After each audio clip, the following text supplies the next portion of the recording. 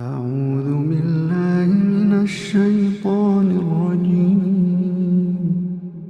بسم الله الرحمن الرحيم.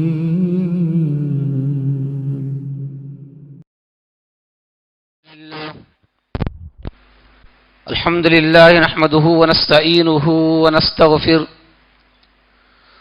ونعوذ بالله من شرور أنفسنا ومن سيئات أعمالنا. من يهده الله فلا مضل له ومن يضلل فلا هادي له. وأشهد أن لا إله إلا الله وحده لا شريك له.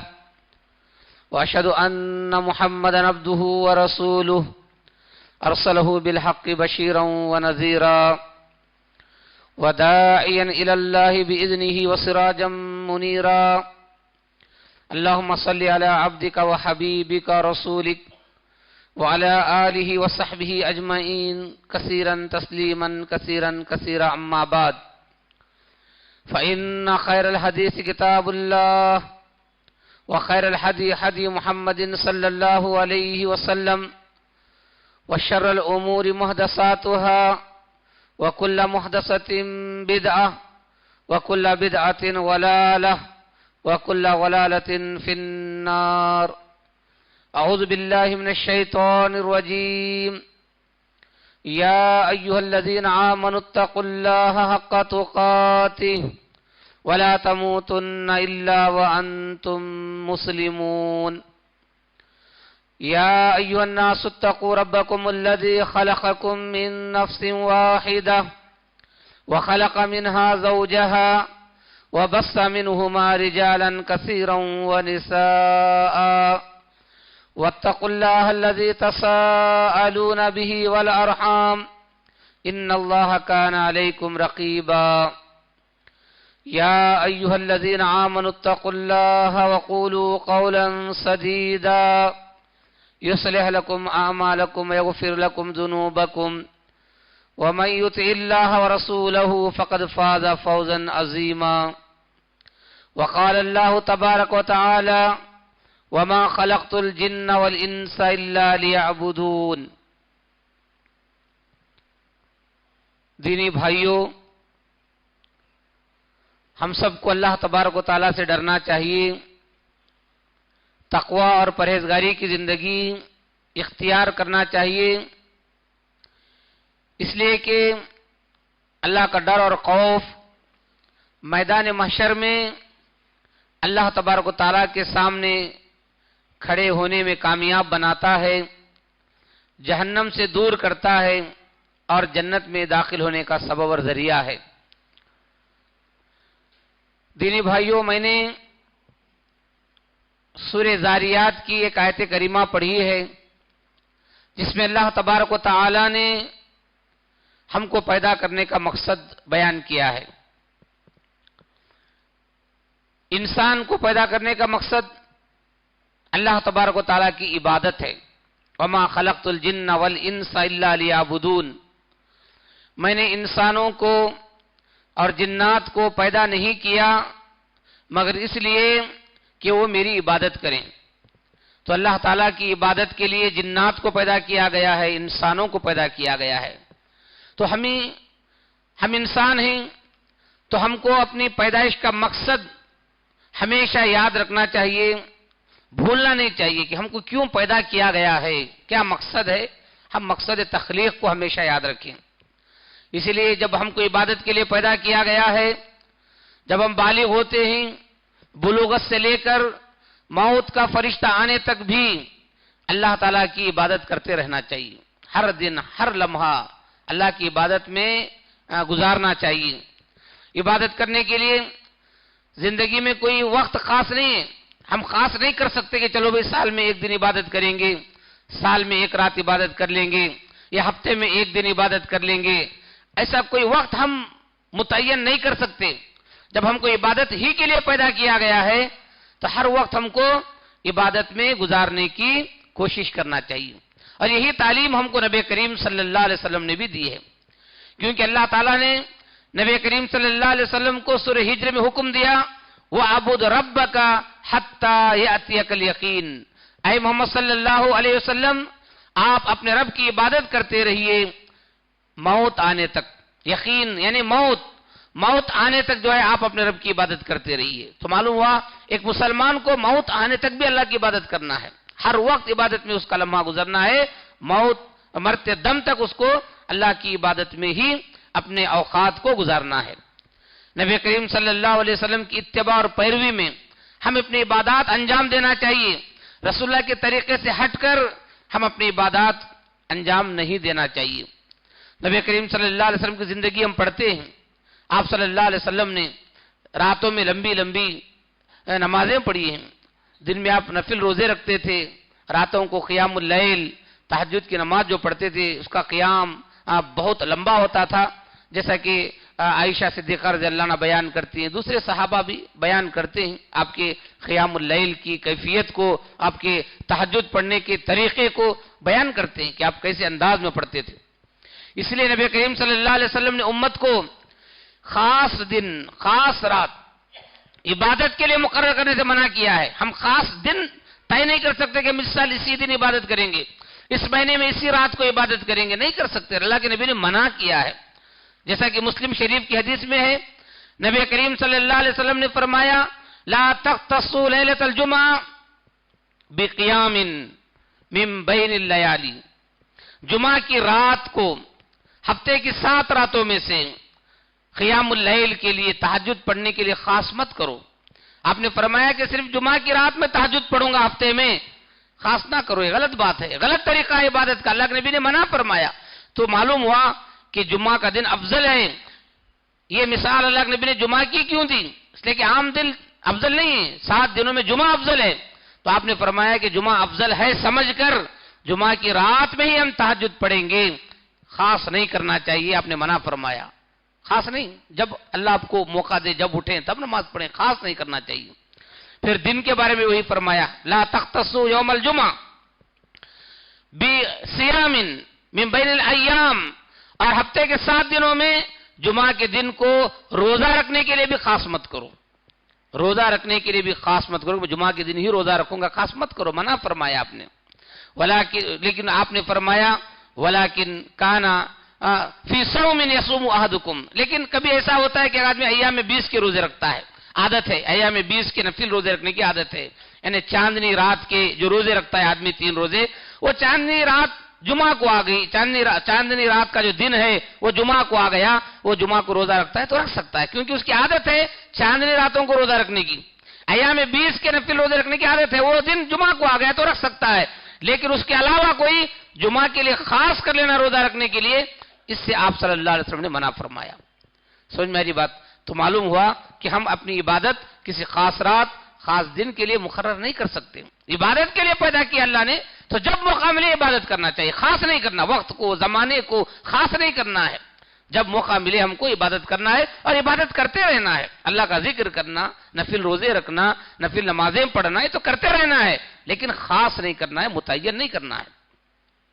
میں نے ابھی بتایا عائشہ صدیقہ رضی اللہ عنہا رسول اللہ صلی اللہ علیہ وسلم کے بارے میں فرماتی ہیں, آپ صلی اللہ علیہ وسلم رمضان اور غیر رمضان, رمضان ہو یا غیر رمضان, ہر دن تہجد پڑھتے آپ صلی اللہ علیہ وسلم. رمضان میں بھی پڑھتے تھے, غیر رمضان میں بھی پڑھتے تھے, سال بھر پڑھتے تھے تہجد. آپ نے اپنے تہجد کے لیے, اپنے قیام اللیل کے لیے کسی دن کو خاص نہیں کیا کہ میں اسی دن پڑھوں گا, اسی ہفتے کی رات پڑھوں گا, اسی مہینے کی رات پڑھوں گا. نہیں, آپ زندگی میں پڑھتے رہے, زندگی میں پڑھتے. تو امت کے لیے بھی آپ کا عمل نمونہ ہے. اگر عبادت کرنا چاہتے ہیں تو نبی کریم صلی اللہ علیہ وسلم کے عمل کو نمونہ بنانا چاہیے, آپ کی اقتداء کرنا چاہیے, آپ کی اتباع کرنا چاہیے. یہی امت کے لیے ہے. ہم امتی ہیں تو آپ کو فالو کرنا چاہیے. آپ کیسی عبادت کرتے تھے؟ آپ صلی اللہ علیہ وسلم ہر رات, زندگی کی ہر رات عبادت کرتے تھے تہجد کی, اور عبادت بھی کیسی لمبی لمبی رکعتیں, لمبے لمبا قیام کرتے تھے. عائشہ صدیقہ رضی اللہ عنہا فرماتے ہیں کہ پیر پھٹ جاتے تھے آپ صلی اللہ علیہ وسلم کے. بعض دیگر صحابہ فرماتے ہیں کہ پیر میں ورم آ جاتے تھے, سوج جاتے تھے پیر آپ صلی اللہ علیہ وسلم کے. سمجھ میری بات؟ اتنا لمبا قیام, اور روزانہ پڑھتے تھے آپ, روزانہ پڑھتے تھے. آپ سے پوچھا بھی گیا, صحابہ نے بھی پوچھا, حدیثوں میں ہے, خود ام المومنین عائشہ صدیقہ رضی اللہ عنہا بھی پوچھا, یا رسول اللہ آپ کے اگلے پچھلے سارے گناہ معاف ہیں, پھر بھی آپ پیر میں سوجن آئے جیسا, ورم آئے جیسا, پیر پھٹے جیسی نماز کیوں پڑھتی ہیں آپ؟ آپ کو تو اللہ نے سارے گناہ معاف کر دیے. نبی کریم صلی اللہ علیہ وسلم فرماتے ہیں جواب میں افلا اکون عبدا شکورا، کیا میں شکر گزار بندہ نہ بنوں؟ اللہ نے مجھے اتنے انعامات کیے، اتنے احسانات کیے مجھ پر، اتنا بڑا مقام اللہ نے دیا ہے، کیا میں ان نعمتوں کا شکر ادا نہ کروں؟ سوچنے کا انداز. تو ہم کو بھی اللہ تعالیٰ نے بہت ساری انعامات نعمتیں دی ہیں، ہم کو بھی ان نعمتوں کا شکرانے کے طور پر اللہ کی عبادت کرتے رہنا چاہیے. تو نبی کریم صلی اللہ علیہ وسلم نے یہی جواب دیا کہ میں اللہ کا شکر گزار بندہ بننا چاہتا ہوں. گناہ معاف کیے ہیں لیکن میں شکر گزار بننا چاہتا ہوں. تو یہ معنی ہے نبی صلی اللہ علیہ وسلم بہرحال زندگی بھر نماز پڑھتے تھے، قیام اللیل کرتے تھے، راتوں کو نماز پڑھتے تھے. آپ نے اپنی نفل نماز کے لیے کسی رات کو آپ نے خاص نہیں کیا، کسی رات کو، کسی مہینے کی، کسی سال کی رات کو خاص نہیں کیا کہ اسی رات میں تہجد پڑھوں گا، اسی رات میں جاگوں گا، جاگرانی کروں گا، بیداری کروں گا، اس کے علاوہ میں کبھی نہیں جاگوں گا سال میں. یہ آپ صلی اللہ علیہ وسلم کا طریقہ نہیں ہے. آج امت کو ہم دیکھتے ہیں، ایک طرف ایک مسئلہ یہ ہے کہ امت کی اکثریت، امت میں جو اکثر لوگ ہیں وہ اللہ کی عبادت سے غافل ہیں. اللہ نے ہم کو عبادت کے لیے پیدا کیا، ہم کو ہی نہیں، دنیا کے سارے انسانوں کو، چاہے مسلم ہو، غیر مسلم ہو، کسی بھی مذہب کا ماننے والا، لیکن اس کی پیدائش اللہ کی عبادت کے لیے ہوئی ہے. یہ الگ بات ہے کہ مسلمان کلمہ پڑھ کر مسلمان بن گئے ہیں، لیکن دوسرے لوگ کلمہ پڑھ کر مسلمان نہیں بنے. لیکن جو لوگوں نے کلمہ پڑھا ہے کہ ہم اللہ کو مانیں گے، رسول کو مانیں گے، قرآن پر عمل کریں گے، ان کا یہ حال ہے کہ ان کی اکثریت اللہ کی عبادت نہیں کرتی. ان کی اکثریت، کلمہ پڑھنے والوں کی اکثریت اللہ کی عبادت سے غافل ہے. اس میں بھی پھر بعض علماء جو علماء سو کہلاتے ہیں، جو برے علماء کہلاتے ہیں، جن کو اللہ تعالیٰ کا ڈر، خوف نہیں ہوتا، سچے اسلام کی پہچان ہونے کے باوجود بھی سچے اسلام کے خلاف باتیں پھیلاتے ہیں. ایسے حالات میں بھی جبکہ امت کی اکثریت اللہ کی عبادت سے غافل ہے، انہوں نے عوام کے اندر ایسی باتیں ان کے دلوں میں بٹھا دی ہیں، ایسے عقیدے کے طور پر بٹھا دیا، مضبوط کر دیا ہے کہ تم نہ زندگی بھر نماز پڑھنے کی ضرورت نہیں ہے، تم کو زندگی بھر رمضان کے روزے رکھنے کی ضرورت نہیں ہے، بلکہ سال میں 2-3 راتیں جاگ لو. خاص راتیں آتی ہیں، چاہے وہ 27 رجب کی معراج کی رات ہو، شعبان کی 15ویں رات ہو، 27ویں جو ہے رمضان کی رات ہو، ایسے 4-5 راتیں انہوں نے بنا دی ہیں اور کہہ دیا کہ تم بس اتنی راتیں جاگ لو، تمہیں جنت بھی مل جائے گی، جہنم سے آزادی بھی مل جائے گی، تم دنیا میں بھی کامیاب، آخرت میں بھی کامیاب. یہ عقیدے کے طور پر بٹھا دیا لوگوں کے دلوں میں. یہ عوام کی غلطی نہیں ہے، علماء سو کی غلطی ہے. انہوں نے لوگوں کو اس طرح سے گمراہ کر دیا کہ اتنی راتوں کی عبادت کر لو تم نجات پا جاؤ گے. روزوں کا بھی وہی حال ہے. رمضان کے پورے روزے نہیں رکھتے مسلمان ہیں، کلمہ گو ہیں، کیونکہ ان کو یہ لوگوں نے، علماء نے بٹھا دیا ہے کہ 15 شعبان کا روزہ رکھ لو، 27 رجب کا روزہ رکھ لو اور 15 رمضان کا یا 27ویں رمضان کا روزہ رکھ لو، بس باقی روزے رکھنے تم کو ضرورت نہیں ہے. علماء نے ایسا ذہن بنایا ہے لوگوں کا، علماء نے، عوام نے، علماء نے اپنے بازار کو گرم کرنے کے لیے، تجارت کو جاری رکھنے کے لیے ایسا لوگوں کا ذہن بنا دیا ہے. اب ظاہر بات ہے کہ لوگ جس سے عقیدت رکھتے ہیں اسی کی بات مانتے ہیں، جس کی عقیدت رکھتے ہیں اس کی بات مانتے ہیں. تو یہاں علماء، امت کے علماء نے عوام کو اس طرح گمراہ کر دیا ہے. جبکہ نبی کریم صلی اللہ علیہ وسلم کا عمل میں نے بتایا، آپ عبادت کے لیے کوئی رات خاص نہیں کرتے تھے، کوئی دن خاص نہیں کرتے روزہ رکھنے کے لیے.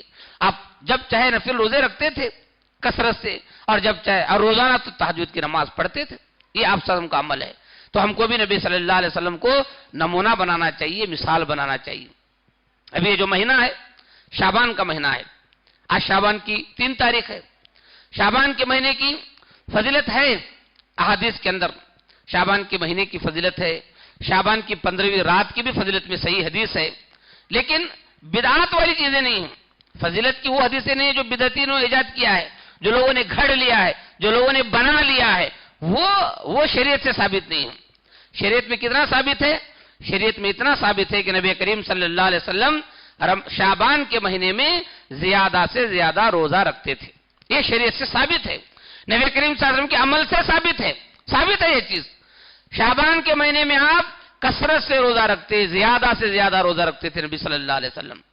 حضرت عائشہ صدیقہ رضی اللہ عنہا فرماتی، بخاری مسلم کی حدیث ہے، لم یکن النبی صلی اللہ علیہ وسلم یصوم من شہر اکثر من شعبان فإنه كان يصومه شعبان كله او كان يصوم شعبان الا قليلا. کہ نبی کریم صلی اللہ علیہ وسلم شعبان کے مہینے میں بہت زیادہ روزے رکھتے تھے، اتنے روزے کسی اور مہینے میں نہیں رکھتے تھے، نفل روزے. پھر اس کے بعد ایک دوسرا جملہ فرماتی ہیں، تاکید کے طور پر فرماتی ہیں کہ گویا رسول اللہ صلی اللہ علیہ وسلم شعبان کے پورے مہینے کا روزہ رکھتے تھے، پورے مہینے کا۔ پھر اس کے بعد اور ایک جملہ فرماتے ہیں، پورے کا معنی یہ کہ رسول اللہ صلی اللہ علیہ وسلم شعبان کے چند دن چھوڑ کر پورے روزے رکھتے شعبان کے۔ تو چند دن کا مطلب تقریباً 15 سے زیادہ 20 کے قریب روزہ رکھتے رسول اللہ شعبان کے مہینے میں، 15 روزوں سے زیادہ روزے رکھتے تھے آپ صلی اللہ علیہ وسلم شعبان کے مہینے میں، کیونکہ تاکید کے طور پر یہ فرمائے کہ پورے روزے رکھتے تھے، وہ تاکید کے طور پر ہے، 30 بھی نہیں رکھتے تھے لیکن تاکید ہے، کیونکہ دوسرے جملے میں ہے کہ چند دن چھوڑ کر۔ تو شعبان کے مہینے میں اکثر روزے، جب ہم کو رسول اللہ سے اتنی محبت ہے، ہم ہر جملے میں رسول اللہ سے محبت کا اظہار کرتے ہیں کلمہ پڑھنے والے مسلمان، تو پھر یہ رسول اللہ کا یہ عمل علماء کو، عوام کو کیوں سمجھ میں نہیں آتا کہ ہمارے نبی صلی اللہ علیہ وسلم جن کو ہم آقا نامدار کہتے ہیں، تاجدار مدینہ کہتے ہیں، پتہ نہیں کیا کیا القاب سے نوازتے ہیں، یہ عمل ہم کو کیوں سمجھ میں نہیں آتا؟ آپ کی سیرت میں کہ یہ عمل ہم کو پڑھنے میں نہیں آتا کہ آپ صلی اللہ علیہ وسلم یہ عمل کرتے تھے، آپ صلی اللہ علیہ وسلم یہ عمل کرتے تھے تو ہم کو کرنا چاہیے۔ تو یہ بات تو صرف زبانی دعوے سے رسول اللہ کی محبت ثابت نہیں ہوتی، رسول اللہ کی محبت ہے تو پھر آپ کا عمل بھی ہم کو نظر آنا چاہیے، آپ کے عمل کو بھی ہم اختیار کرنے کی کوشش کرنا چاہیے۔ تو یہ نبی کریم صلی اللہ علیہ وسلم کا عمل۔ پھر ترمذی کی حدیث میں ہے، حضرت عائشہ رضی اللہ عنہ فرماتی، ام المومنین حضرت ام سلمہ رضی اللہ عنہ فرماتی، دو ازواج مطہرات سے روایت ہے، فرماتی ما رأیت رسول اللہ صلی اللہ علیہ وسلم یصوم شہرین متتابعین الا شعبان و رمضان، میں نے رسول اللہ صلی اللہ علیہ وسلم کو مسلسل 2 مہینے کے روزے رکھتے ہوئے نہیں دیکھا سوائے شعبان اور رمضان کے۔ تو آپ صلی اللہ علیہ وسلم شعبان اور رمضان کے مسلسل کنٹینیو روزے رکھتے تھے، تو معلوم ہوا کہ شعبان کے اکثر روزے رکھتے تھے، چند دن نہیں رکھتے تھے لیکن اکثر روزے رکھتے تھے آپ صلی اللہ علیہ وسلم۔ شعبان کے روزے رکھنا چاہیے، اکثر زیادہ سے زیادہ روزے رکھنا چاہیے، یہ آپ صلی اللہ علیہ وسلم کے عمل سے ثابت ہے۔ کیوں رکھتے تھے شعبان کے روزے؟ آپ زیادہ سے زیادہ نفل روزے شعبان میں رکھتے تو اس کی کوئی وجہ ہوگی، کیوں رکھتے تھے آپ صلی اللہ علیہ وسلم؟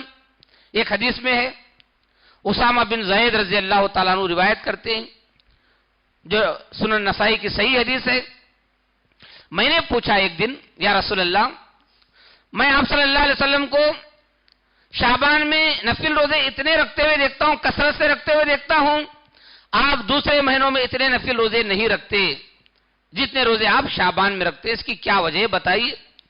تو نبی کریم صلی اللہ علیہ وسلم نے بتایا، ذاک شہر یغفل الناس فی بین رجب و رمضان، یہ جو مہینہ ہے شعبان کا، رجب اور رمضان کے درمیان کا مہینہ ہے، بہت سارے لوگ اس مہینے کی عبادت سے، اس مہینے کے عمل سے غافل ہیں، لاپرواہ ہیں، فرمایا آپ صلی اللہ علیہ وسلم نے۔ اس کے بعد آپ نے فرمایا ہوا شہر ترفع فیہ الاعمال رب العالمین، یہ ایسا مہینہ ہے شعبان کا مہینہ، اس مہینے میں رب العالمین کے سامنے بندوں کے اعمال پیش کیے جاتے ہیں۔ شعبان کے مہینے میں سال بھر کے جو اعمال ہیں بندوں کے، سال بھر کا حساب و کتاب فرشتے اللہ کے سامنے پیش کرتے ہیں کہ فلاں بندے نے یہ سال میں یہ عمل کیا ہے، پورے سال کا حساب کتاب رکھا جاتا ہے بندے کا، سمجھ میری بات، اللہ تعالیٰ کے سامنے۔ وَأُحِبُّ أَن يُرْفَعَ عَمَلِي وَأَنَا صَائِمٌ، میں چاہتا ہوں کہ میرا عمل جب اللہ کے سامنے رکھا جائے میں روزے کی حالت میں رہوں۔ نبی صلی اللہ علیہ وسلم فرمایا کہ جب میرا عمل اللہ کے سامنے پیش کیا جائے تو میں روزے کی حالت میں رہوں، یہ چاہتا ہوں۔ کیا یہ ہم کو پسند ہے؟ ہم امتی ہیں، ہم کو پسند نہیں ہے، کوئی بھی ہو، بات مسلک کی نہیں ہے، بات امتی کی ہے، امتی کی ہے۔ کوئی بھی انسان صرف دعویٰ نہیں کہ میں بہت اعلیٰ درجے پر ہوں، میں بہت پیور ہوں، میں بہت پاک ہوں، میں خالص ہوں، عقیدے میں فلاں میں نہیں۔ کیا یہ عمل ہمارے لیے نہیں ہے؟ ہمارا عمل نہیں پیش کیا جاتا؟ ہم رسول اللہ کو فالو نہیں کر سکتے اس عمل کے اندر؟ سمجھ میری بات، ہمارے نبی رسول سے محبت تو سب کرتے ہیں، سب دعویٰ کرتے ہیں کہ عمل کرنے کے لیے کیا ہے، عمل کیوں نہیں کر سکتے ہم؟ عمل سے ہی نا کسی کا کوئی بھی سچا محب، سچا پیروکار بن سکتا ہے، سچا فالوور بن سکتا ہے۔ بغیر عمل کے کیا بنیں گے آپ؟ معمولی دنیا میں کسی ہیرو کا عمل کرنا ہے تو لوگ اس کی کٹنگ کرتے ہیں، اس کے کپڑے پہنتے ہیں، اس کی پینٹ پھٹی ہوئی پہنتے ہیں، عمل کر کے دکھاتے ہیں۔ ایسا نہیں کہ صرف میں فلاں ہیرو کو فالو کرتا نہیں، اس کا جو فین بنتا ہے تو عمل کر کے دکھاتا، اپنے سر کے بال سے لے کر اپنے بنین چڈی لباس تک دکھا دیتا ہے کہ میں فلاں ہیرو کے ہی کپڑے پہنتا ہوں۔ ہمارے نبی صلی اللہ علیہ وسلم تو ایسے آوارہ انسان نہیں تھے جو لوگ آوارہ لوگوں کو ہیرو بناتے ہیں۔ ہمارے نبی صلی اللہ علیہ وسلم تو انبیاء کے سردار ہیں، پاکیزہ انسانوں میں سب سے پاکیزہ ہیں۔ ہم آپ کے عادات و اطوار کو کیوں نمونہ نہیں بنا سکتے؟ ہم آپ کے فین کیوں نہیں بن سکتے؟ ہم آپ کے فالوورز کیوں نہیں بن سکتے؟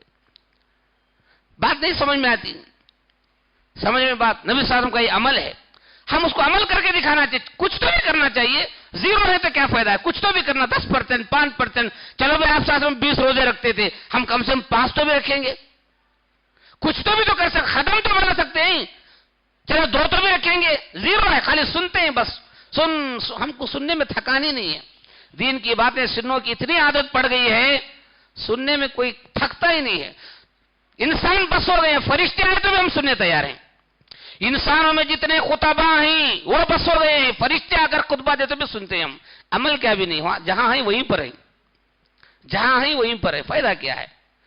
انسان کے اندر ایک جملہ ہی صحیح اپنے عمل کی اصلاح کرنے کے لیے کتاب کی ضرورت نہیں ہے، قرآن کے 30 پاروں کی ضرورت نہیں ہے، کوئی ایک جملہ ہمیں اپنی زندگی میں تبدیلی لانا چاہیے، ایک جملے سے بھی سدھرنے والا سدھر سکتا ہے، تو ہم نبی صلی اللہ علیہ وسلم کے جب سچے محبت کرنے والے ہیں مسلمان، میں مسلمانوں کی بات کر رہا ہوں، عام بات کر رہا ہوں، کسی لیے خاص نہیں ہے، مسلمان رسول سے محبت کرتا ہے، عمل میں کیوں رسول سے محبت نہیں کرتے ہم؟ تو رسول اللہ کا عمل ہمارے لیے نمونہ ہے، ہمیں عمل کرنا چاہیے رسول اللہ صلی اللہ علیہ وسلم کے عمل کے مطابق۔ تو آپ نے فرمایا میں چاہتا ہوں کہ روزہ رکھوں شعبان کا، اس لیے کہ عمل اللہ کے دربار میں پیش ہوتا ہے۔ ایک اور حدیث، صحیح حدیث ہے یہ بھی، طبرانی کی اور دیگر حدیث کتابوں میں موجود ہے، جو شعبان کی 15ویں جو رات ہے، شعبان کی 15ویں رات، اس کی فضیلت میں ہے، اس کی فضیلت میں یہ حدیث ہے۔ معاذ بن جبل رضی اللہ عنہ فرماتے ہیں رسول اللہ صلی اللہ علیہ وسلم فرمایا یطلع اللہ تبارک و تعالی لیلۃ النصف من شعبان الی جمیع خلقہ، اللہ تعالیٰ 15ویں شعبان کی 15ویں رات کو پوری مخلوقات کی طرف دیکھتا ہے، پورے انسانوں کو، پوری مخلوقات کو دیکھتا ہے، دیکھ کر فیغفر لجمیع خلقہ، اپنی تمام مخلوقات کو اللہ بخش دیتا ہے، عام بخشش کا اعلان کر دیتا ہے کہ میں نے معاف کر دیا، بخش دیا۔ الا لمشاہن او مشرکن، سوائے مشرک کے اور مشاہن کے۔ مشرک کون؟ جو اللہ تعالیٰ کے علاوہ کسی اور کی عبادت کرتا ہے، وہ مشرک ہے، کوئی بھی ہو، نام سے مطلب نہیں اللہ کو نام سے کام، ورک، یہ ورک شرک ہے تو بس، نام کچھ بھی، نام عبداللہ ہو، عبد الرحمن ہو، نام سے اللہ کو لینا دینا نہیں ہے، سمجھ میں بات، ناموں سے کوئی لینا دینا نہیں، عبادت اللہ کی کرتا ہے تو مسلمان ہے، نام کچھ بھی ہو، غیر اللہ کی عبادت کرتا ہے تو مشرک ہے، اس کا نام کچھ بھی ہو، اس کا نام کچھ بھی ہو، مصیبت میں یا اللہ کہے تو وہ مسلمان ہے، مصیبت میں یا علی کہے تو وہ مشرک ہے، مصیبت میں یا غوث کہے تو وہ مشرک ہے، مصیبت میں یا اللہ مدد کہے تو وہ مسلمان ہے، بس یہ خلاصہ مختصر، سمجھ میری بات، مصیبت میں یا رام کہے تو مشرک ہے، مصیبت میں یا علی مدد کہے تو مشرک ہے، رام بھی ہوت علی بھی ہوت، بندے ہیں اللہ کے، رام بھی اللہ کا بندہ ہے، علی بھی اللہ کے بندے ہیں، بندوں کو پکارنے والے مشرک ہیں، اللہ کو پکارنے والے مسلمان ہیں، سمجھ میری بات، مشرک کی بخشش نہیں ہوتی، مشرک کی بخشش نہیں ہوتی، اللہ کو ماننے والے کی بخشش ہوتی ہے، توحید پرست کی۔ اور اس کے بعد پھر مشاہن، جس انسان جو مسلمان اپنے مسلمان بھائی کے لیے دل میں حسد رکھتا ہے، دل میں جو ہے جلن رکھتا ہے، کینہ کپٹ رکھتا ہے، اس کی مغفرت نہیں ہوتی شعبان کی اس رات کو، ان کے یہ دونوں کے علاوہ تمام کے اللہ تعالیٰ مغفرت کر دیتا ہے۔ ایک اور روایت کے اندر صحیح سند میں وہ بھی ہے کہ اللہ تعالیٰ یغفر للمؤمنین، شعبان کی 15ویں رات میں مومنوں کو معاف کر دیتا ہے، وہ یملی للکافرین، اور جتنے کافر دنیا کے اندر ہیں ان کو مہلت دیتا ہے، مہلت ڈھیل دیتا ہے کہ وہ کسی وقت کلمہ پڑھے مسلمان ہو جائیں، تب تک ان کو مہلت ہے، ان کی مغفرت نہیں ہوتی، کافروں کی، مشرکین کی۔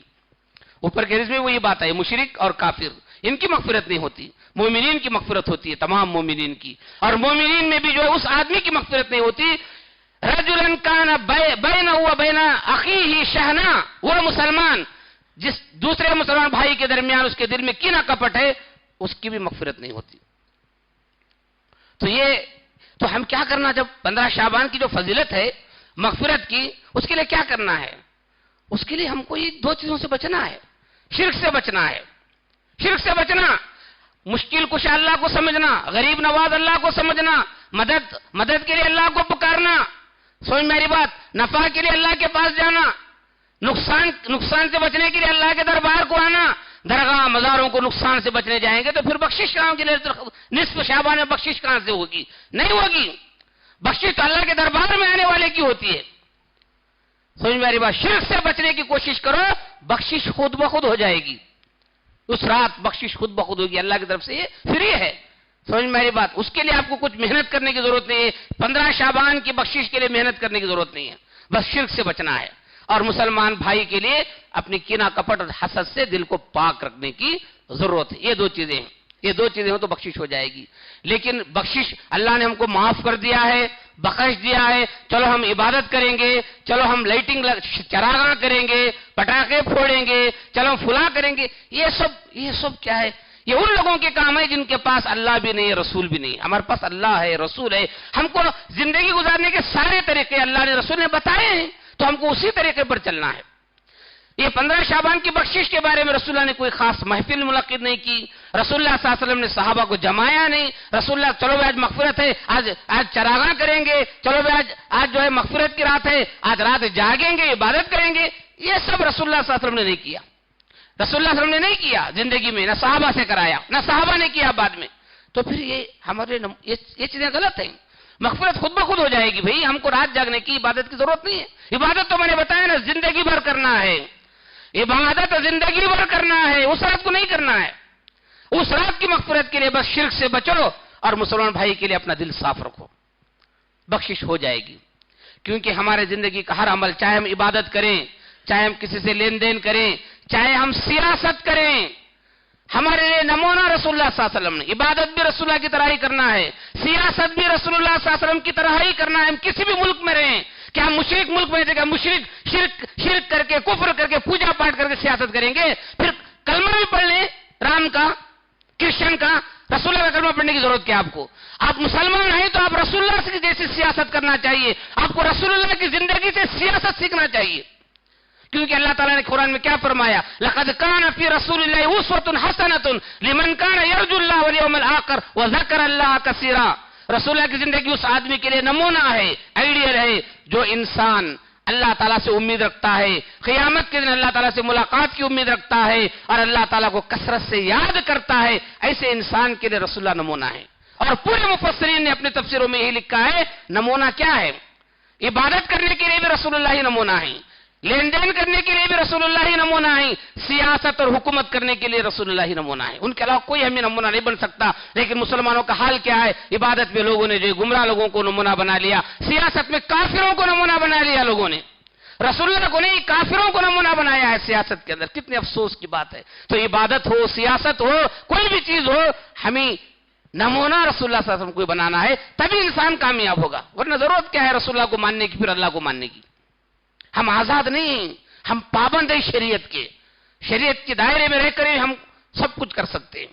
اللہ تعالیٰ سے دعا ہے کہ اللہ تعالیٰ مجھے اور آپ کو شریعت کو سمجھنے، اللہ اور اس کے رسول صلی اللہ علیہ وسلم کے مقام و مرتبے کو سمجھنے، اور اللہ اور اس کے رسول صلی اللہ علیہ وسلم سے سچی محبت کرنے، اور آپ کی زندگی کو عملی نمونے میں نافذ کرنے کے اللہ تعالیٰ ہمیں توفیق عطا فرمائے.